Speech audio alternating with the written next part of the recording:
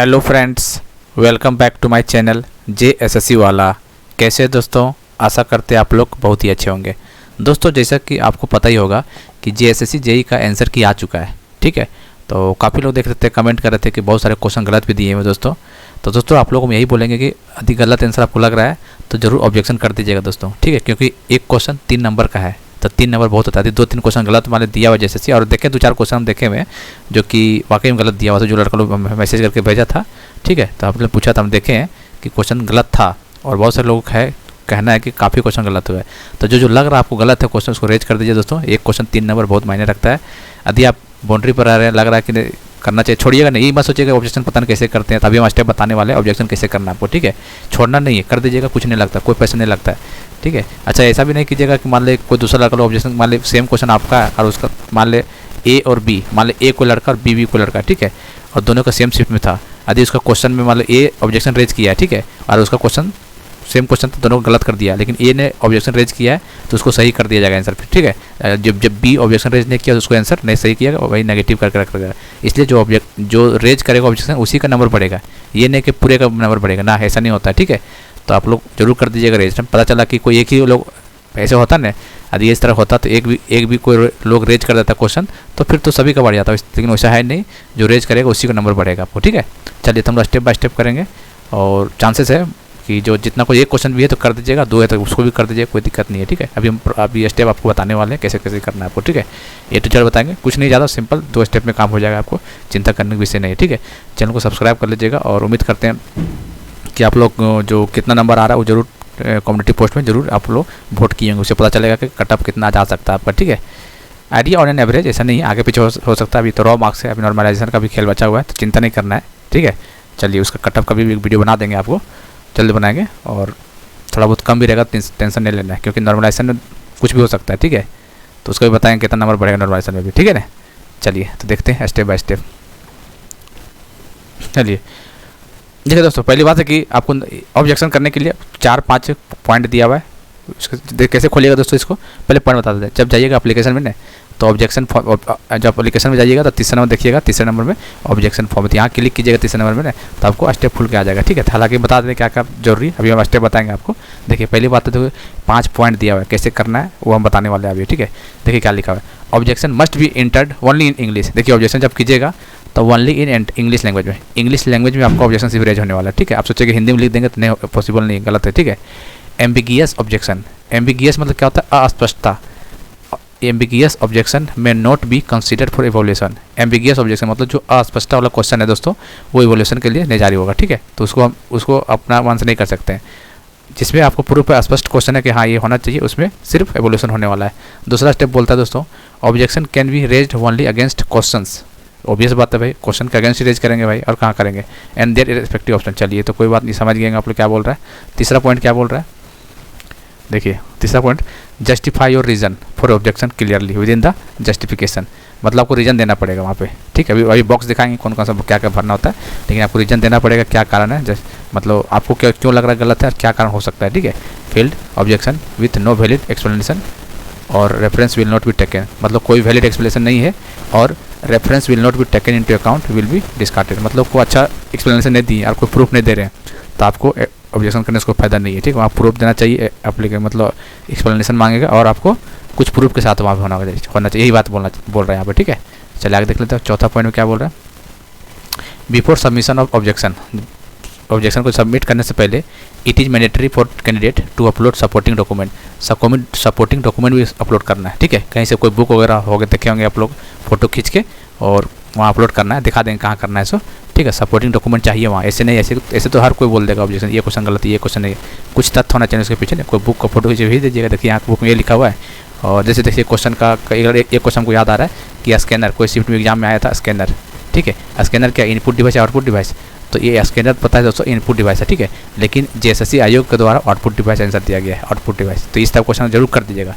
एक क्वेश्चन को याद आ गया, ये क्वेश्चन था, ठीक है, पता नहीं कौन शिफ्ट में था, लेकिन आयोग ने आउटपुट डिवाइस आंसर दिया, लेकिन इसका आंसर होना चाहिए इनपुट। ठीक है, तो यहाँ से क्वेश्चन बढ़ जाएगा, तो इस तरह का कई क्वेश्चन दिया हुआ है, तो उसको सुधार के ऑब्जेक्शन रेज कीजिएगा, फायदा ही होगा आपको। ठीक है, चलिए आगे देख लेते हैं। देखिए और क्या बोल रहा है दोस्तों, देखिए जो सपोर्टिंग डॉक्यूमेंट डालिएगा दोस्तों, जो प्रूफ के साथ जो फोटो खींचे डालिएगा, वो कितना होना चाहिए, मैक्सिमम 400 KB का होना चाहिए। ठीक है, इससे ज़्यादा नहीं होना चाहिए, अब देख लीजिए KB अगर एडिट करके देख लीजिए कितना KB का है, 400 KB से ज़्यादा होना चाहिए। एंड शुड भी PDF के फॉर्म में, JPG या फिर JPG या फिर JPG किसी के फॉर्म में चलेगा, कोई दिक्कत नहीं, लेकिन 400 KB से ज़्यादा PDF बनेगा तो अपलोड नहीं होगा वहाँ पे, ठीक है। इसलिए ध्यान दीजिएगा जब कीजिएगा तो देख लीजिएगा आपको कितना KB का फाइल है। 400 KB से नीचे है, उससे ऊपर नहीं होना चाहिए, 400 KB, ठीक है। Objection once submitted can not be edited later, कहने मतलब एक बार सबमिट हो गया उसके बाद दोबारा आप एडिट नहीं कर सकते हैं उसको, ठीक है। ये इसमें बात बोला गया, ठीक है। चलिए आगे देख लेते हैं क्या हो भाई। हाँ जी, ये क्या बोल नोट में क्या लिखा देख लेते हैं। Answer are based on provisional answer key, जो आंसर दिया हुआ दोस्तों आप लोग को देखेंगे कल जो आंसर दिया था वो प्रोविजनल आंसर की होता है, पता है ना, उसी के बेस पर आपको आंसर दिया हुआ है। आंसर मेन चेंज इन द आंसर की to be finalize after objection, यही बोल रहा है कि यदि ऑब्जेक्शन में आप डालिएगा, ऑब्जेक्शन में आपका आंसर सही हो निकलेगा तो आपका आंसर को चेंज कर दिया जाएगा और आपका नंबर ऑटोमेटिक बढ़ जाएगा, ठीक है। Evolution will be done on the final answer की, कहने मतलब आपका जो इवोल्यूशन डन होगा, नंबर जो काउंट किया जाएगा वो फाइनल आंसर की के बाद किया जाएगा, नोट में लिखा हुआ है, ठीक है। चलिए, तो ये सब चीज़ स्टेप पता होना चाहिए आपको, पहली बात। दूसरी बात, जब खोलिएगा एप्लीकेशन में तो ऑब्जेक्शन फॉर्म में जाइएगा, ठीक है, तो ऊपर में लिखा हुआ रहेगा आपका शिफ्ट, ऊपर में लिखा डेट राता लिखा रहेगा, ठीक है, कि कौन सा तारीख था। यहाँ पे देखिए सब्जेक्ट डालना है, सब्जेक्ट डाल देना है। सब्जेक्ट खोलिएगा तो देखिए यहाँ पे सब्जेक्ट क्या आएगा, एक आएगा कॉमन इंजीनियरिंग आएगा, ठीक है, कॉमन इंजीनियरिंग आएगा और एक जनरल पेपर। आप देख लीजिएगा कौन जनरल पेपर, कॉमन इंजीनियरिंग या जनरल पेपर, दो ऑप्शन आएगा, ठीक है। तो यहाँ पे देख लीजिएगा आपको कॉमन पेपर में, कॉमन मतलब समझ रहे हैं ना, कॉमन मतलब जैसे मैकेनिकल वाले, सिविल वाले, इलेक्ट्रिक अपना कोर ब्रांच है, और जनरल इंजीनियरिंग में क्या होगा, पेपर 1 का था, तो वहाँ क्लिक कर लीजिए, जो पेपर आपको डाउट है वहाँ क्लिक कर दीजिएगा। अगला स्टेप बढ़ जाएगा, शिफ्ट में देखा है, को सिलेक्ट में कर लीजिएगा, फिर शिफ्ट देख लें, यहाँ पे शिफ्ट लिखना है, पहला शिफ्ट दूसरा शिफ्ट, ठीक है। चलिए, मान लिया पहला पेपर का होता है पहला शिफ्ट होगा और दूसरा पेपर का दूसरा शिफ्ट होगा, ऑब्वियस बात है, ठीक है।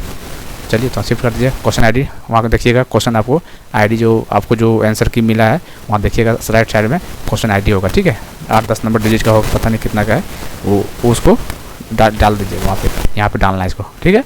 उसके बाद क्या करना है यहाँ पे कि यहाँ पे नेचर ऑफ ऑब्जेक्शन, यहाँ पे नेचर जाकर क्लिक कीजिएगा तो यहाँ पे आपको 4 तरह का ऑप्शन मिलेगा। 4 तरह का ऑप्शन क्या क्या मिलेगा दोस्तों, यही मिलेगा। पहला ऑप्शन मिलेगा मतलब क्या है, आप क्या कर नेचर ऑब्जेक्शन क्यों कर रहे हैं आप, तो यहाँ पर पहला ऑप्शन इनकरेक्ट, आप सीधा बोल सकते हैं कि इनकरेक्ट आंसर है, या फिर इनकरेक्ट क्वेश्चन, या फिर एम्बिगियस क्वेश्चन है, मतलब अस्पष्टता वाला क्वेश्चन है, ये वो ऑप्शन है। अब देख लीजिएगा आपका कारण क्या हो सकता है।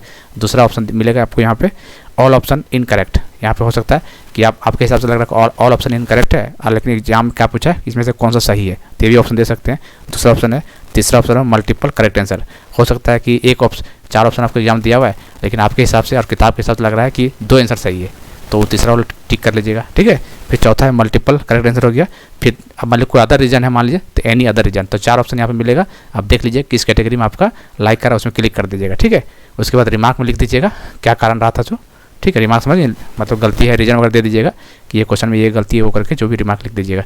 और यहाँ पे देखिए अपलोड सपोर्टिंग डॉक्यूमेंट, यहाँ पे देखिए क्लिक कीजिएगा ना, तो सपोर्टिंग डॉक्यूमेंट में जो फाइल वगैरह जो कोई बुक वगैरह को फॉलो कीजिए, मतलब करना है कि ये बुक हमको क्लिक करके भेजना है, ठीक है, तो वो चीज़ यहाँ पे फोटो खींच के यहाँ पे डालना है, ठीक है। डालने के बाद आपको अपलोड हो जाएगा।